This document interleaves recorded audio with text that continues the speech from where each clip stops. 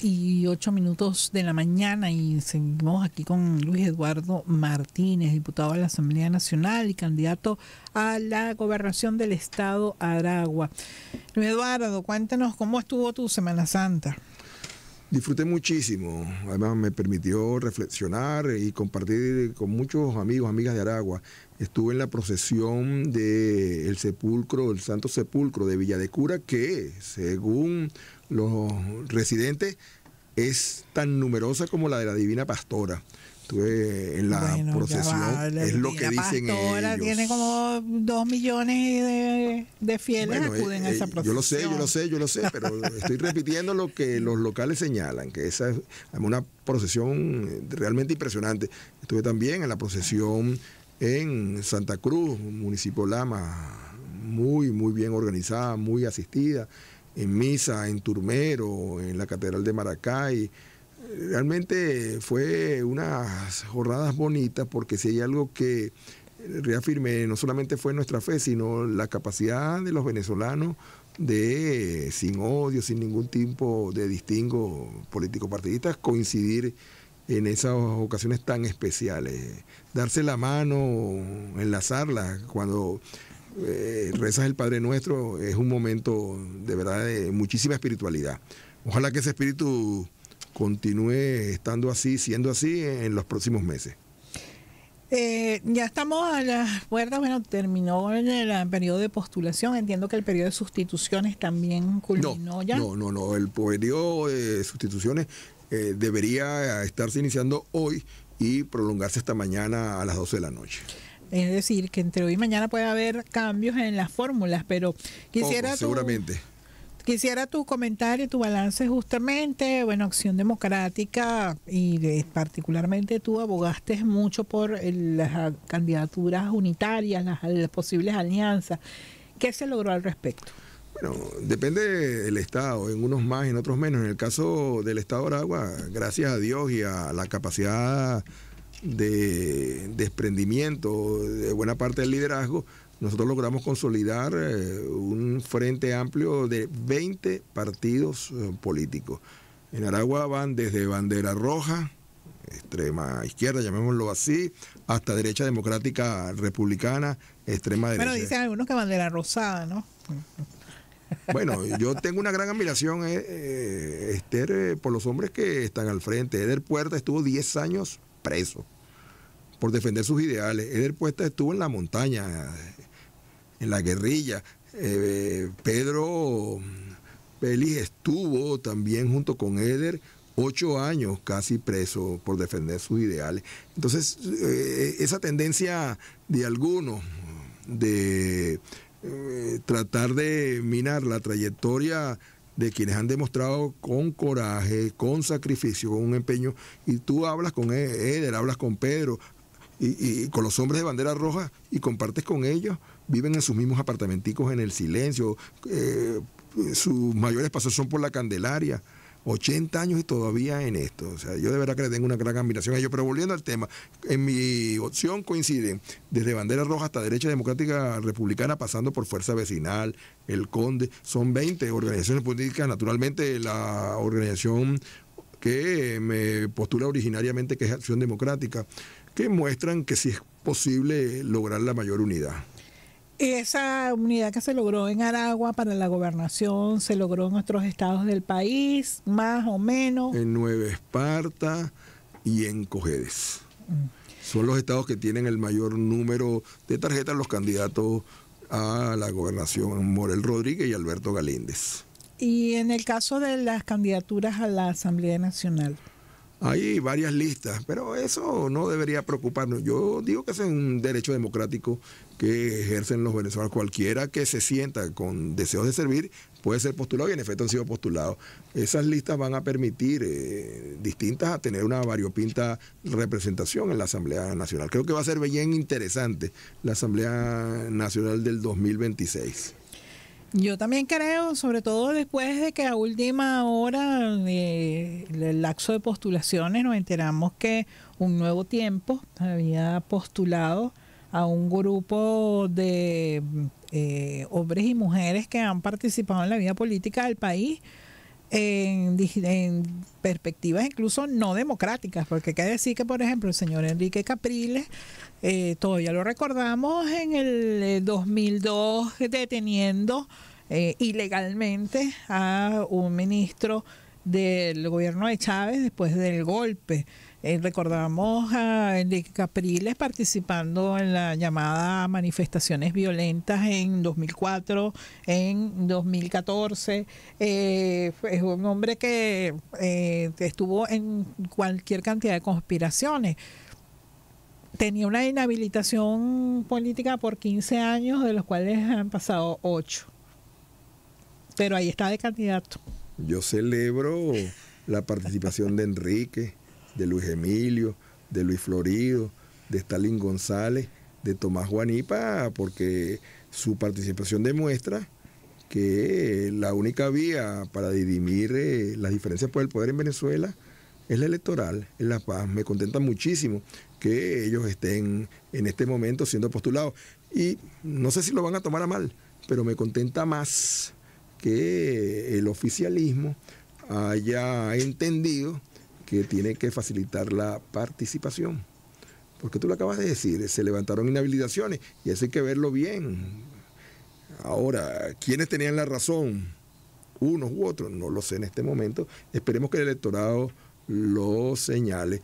Pero después de haber visto tanta confrontación a lo largo de tantos años, confrontación que a nada nos ha llevado, porque los responsables de la confrontación son las partes extremas, o sea, es el oficialismo por un lado y es la oposición radical por otra, pero hoy la gran mayoría de los venezolanos que hacen política diaria están participando, así que yo estoy feliz.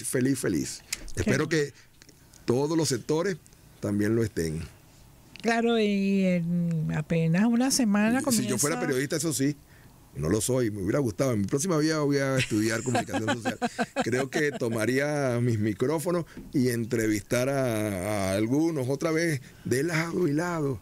Oye, ¿por qué ahora participa y antes no? O ¿por qué ahora permite que participe y antes no?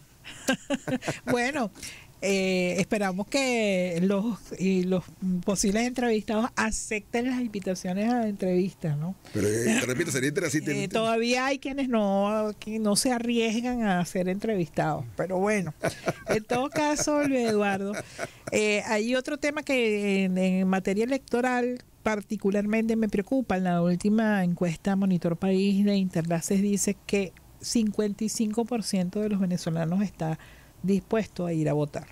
Coincide con una que tengo de Datincorp, que el trabajo de campo se hizo la semana pasada, el fin de semana pasado, pero ese porcentaje es muy bueno, Esther. Ese es el porcentaje, incluso está por encima del histórico de participación en las elecciones regionales y locales en los últimos años en Venezuela. Pero además, estamos todavía a varias semanas del día de las elecciones. Eso significa que en la medida que hay más candidatos... Pero la campaña arranca formalmente la semana próxima, ¿no? Sí, a eso es que me refiero. Entonces, ese porcentaje va a subir. Y si hay algo que es importante en este proceso que viene, es la legitimidad que da la participación. Yo incluso me atrevo a decir que más allá de los candidatos a gobernadores, a diputados, a legisladores regionales que hay, lo más importante es darle a Venezuela soporte suficiente para garantizar la gobernabilidad por la vía de la participación. Por quien sea, vote. Por quien usted crea que sea el mejor, vote. Pero hay que participar. Es una herramienta que bajo ninguna circunstancia los venezolanos pueden desechar. Ciertamente estamos conversando con Luis Eduardo Martínez, diputado de la Asamblea Nacional, es miembro de la Dirección Nacional de Acción Democrática, además es candidato a la gobernación de Aragua. Ahora, en cuanto a la oferta que ustedes presentan al electorado, en particular tú en el estado Aragua, yo quisiera que nos comentaras las líneas gruesas de esa opción. Yo, creo que el hecho de que se esté participando le está diciendo algo a la gente, ¿no? Tú lo has repetido siempre en todas las entrevistas que te hemos hecho, has repetido siempre que la participación es la única manera de aportar al país, de hacer, de sentar posición, ¿no?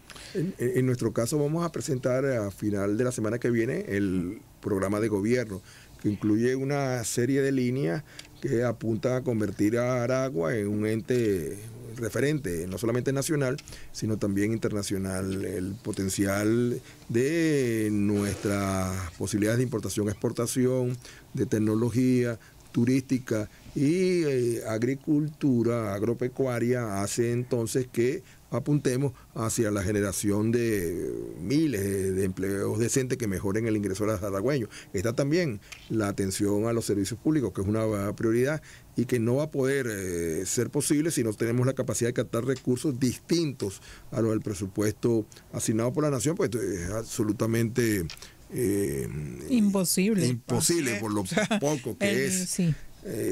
También ese ha sido uno de los golpes más duros a las gobernaciones y alcaldías, una disminución drástica del situado. Sí, pero ahí hay dos elementos que objetivamente tenemos que señalar, Esther, y bueno, tú lo sabes, lo que te voy a explicar, tú lo puedes corroborar.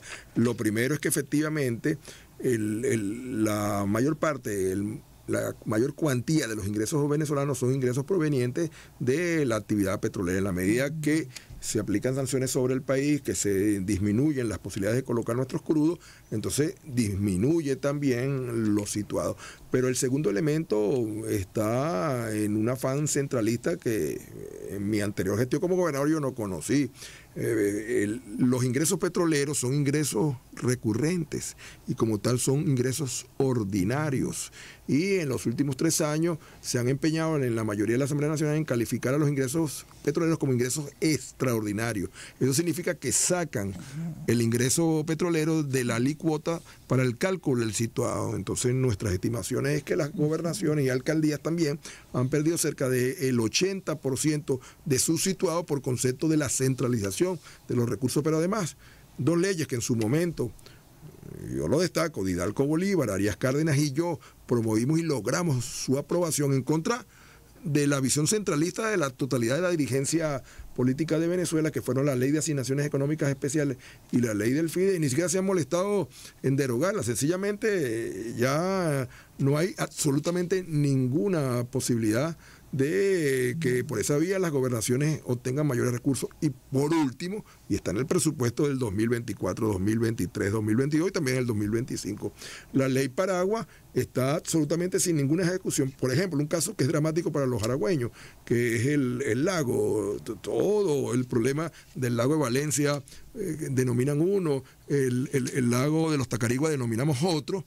Entonces año tras año se incluyen partidas importantísimas de montos que deberían, por ley Paragua, servir para iniciar el proceso de saneamiento del lago. Y ahí están año tras año, año tras año, año tras año, de ineficaz gerenciación porque no se utilizan siquiera los recursos.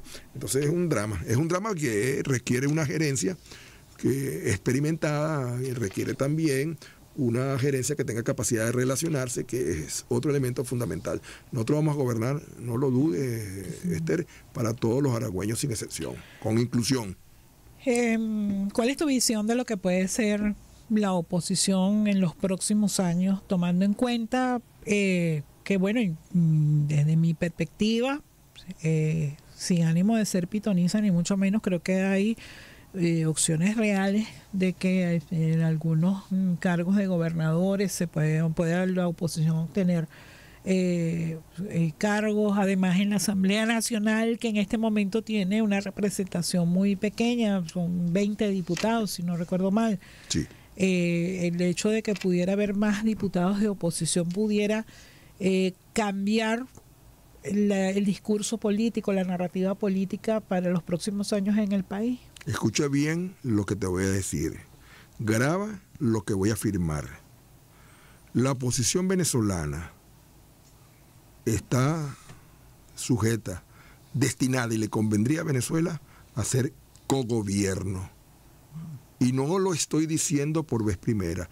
La semana pasada, y aquí tengo el video, te lo puedo enseñar, con la vicepresidenta ejecutiva de la República, a la cual aprecio, sentada detrás de mí, con el presidente de la Asamblea Nacional sentado detrás de mí, a quien bien tengo verdadero afecto, al margen de que tengamos visiones diferentes, yo planteé que los problemas de este país no se van a solucionar mientras sigamos hundidos en la confrontación y en la división entre unos y otros. Y le dije allí, frente a 257 parlamentarios del PSUV, esta crisis no se resuelve solo con ustedes. Esta crisis se superará en la medida que todos podamos integrarnos. Entonces el destino de la oposición venezolana es convertirse en cogobierno a partir del 25 de mayo, que conjuntamente con el Ejecutivo Nacional y con el resto de los factores hoy oficialistas podamos empujar juntos para superar esta dramática situación. No es la primera vez que en Venezuela se dan, para beneficio del país, amplísimas alianzas gubernamentales para sacar a Venezuela adelante. Permíteme, además yo hablo con el ejemplo. Cuando a mí me eligieron gobernador la primera vez era un muchacho, tenía 32, 33 años. Yo de las primeras cosas que hice fue señalar que iba a invitar al presidente de la República a que me acompañara en mi juramentación. Era entonces Rafael Caldera. Bueno, en la Acción Democrática de aquel entonces se alarmaron. ¿Cómo tú vas a invitar a un presidente de otro partido? El presidente de la República. Y yo fui, le llevé a Caldera la invitación. Y cuando salí, en ese entonces del Palacio Miraflores, los periodistas podían andar por los pasillos, no como ahora. No estoy criticando a nadie. Bueno, que conste que la sala de prensa se creó en el gobierno de Caldera y fue en el gobierno de Caldera que se restringió la circulación libre de los periodistas en los pasillos. Me consta porque en esa época comencé yo como que el que me entrevistó fue, a lo mejor tú tienes buena memoria de él. Uno de los que me entró fue Lozada Rondón. Claro. Entonces, bueno, cuando yo salgo del despacho presidencial me caen los periodistas encima, micrófono en mano. Usted como gobernador de la oposición, le digo, no, un momentico. Si quieren nos buscamos en este momento un diccionario. Gobernador, por definición, es el que gobierna. Y si el gobernador gobierna, tiene que gobernar en armonía con todos los factores gubernamentales del país. Así que yo no soy un gobernador de oposición, yo soy un gobernador de gobierno. Y cuando Chávez ganó la presidencia de la República, él mismo lo decía, puedes buscar los videos. Yo era militante de la oposición, pero cuando el presidente llegaba a Monagas, yo lo recibía. Y cuando había que presentar proyectos, yo los presentaba. Entonces, ¿a dónde voy con esto? Otra vez. Lo mejor que le puede pasar a Venezuela, lo mejor que le puede pasar incluso al gobierno nacional, es que la oposición se convierta a partir del 25 de mayo en cogobierno de este país. Esa es la única solución. ¿Y tú crees que eso es viable? Sí es viable. Sí es viable. Por el lado de los candidatos opositores que hoy en este momento están aspirando a las gobernaciones, a los parlamentos regionales y fundamentalmente a la Asamblea Nacional, hay la convicción de que tenemos que ponernos a trabajar juntos por Venezuela. Yo espero que el gobierno nacional también lo entienda, que tenemos que dejar atrás la confrontación a partir del 25 de mayo. Que quien gane las elecciones... O sea, yo aquí voy a aplicar aquel refrán popular de que el que es picado de culebra cuando bebe jugo se asusta, ¿no? Porque es que así como veo candidatos muy dispuestos, gente de la oposición con la que hemos compartido desde el punto de vista periodístico y político, y que la vemos en esa onda de contribuir al país... también sabemos y no tengo ningún temor de señalar, por ejemplo, el señor Enrique Capriles, por decirle uno, pero podríamos señalar a muchos de los que hoy son candidatos y que en el pasado no fue ese su discurso político, su narrativa ha sido la de la conspiración y la de que hay que salir de todas de un gobierno constitucional. Su participación, que tiene dos partes, es el deseo de participar y es el poder participar. Entonces yo deseo participar, pero no es suficiente que yo desee participar, es poder participar. Entonces su participación y la posibilidad que participen es una demostración de que todos estamos entendiendo que debemos dejar atrás la confrontación. Bueno, y ponte que sea electo, porque tienen posibilidades reales desde mi perspectiva. Bueno, quienes conocemos un poquito de aritmética electoral, sabemos que tiene amplísimas posibilidades de estar en el próximo Parlamento. Exactamente, y no volverá entonces con el mismo discurso que tuvo en 1998, en el 2000. Ni tú ni yo podemos pronosticarlo. O sea, quienes facilitaron todo este proceso seguramente piensan. Pero yo distinto. Públicamente invito al señor Enrique Capriles, a mí me encantaría entrevistarlo y preguntárselo directamente. De una vez aprovecha a hacerle la pregunta a los otros que te dije. Así es. Mira, Luis Eduardo, te agradezco muchísimo. Mire, por fin tú no te inscribiste. Bueno, yo puse mi nombre ahí en la Pero lo pusiste en el CNE, que donde hay que ponerlo. No, es que eso primero era una decisión del partido político al cual yo pertenezco, pues. Y el partido tomó sus decisiones. Bueno, pero en todo caso, eso es lo más importante, el espíritu militante disciplinado. Así es, yo en eso soy una militante disciplinada. Nos perdimos una tremenda diputada. Muchas gracias por ese concepto, Luis Eduardo. Mira, estamos terminando esta entrevista. Yo te agradezco siempre tu defensa a ultranza de la democracia. Me gustaría que nos dijera en este minuto que nos queda, ¿cómo defines tú esta campaña que viene?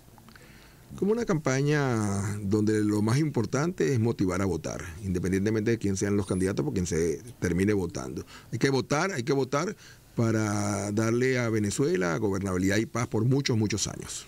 Eso esperamos todos, de verdad que en medio de las dificultades que tenemos, porque bueno, hay una realidad geopolítica, pues más allá de que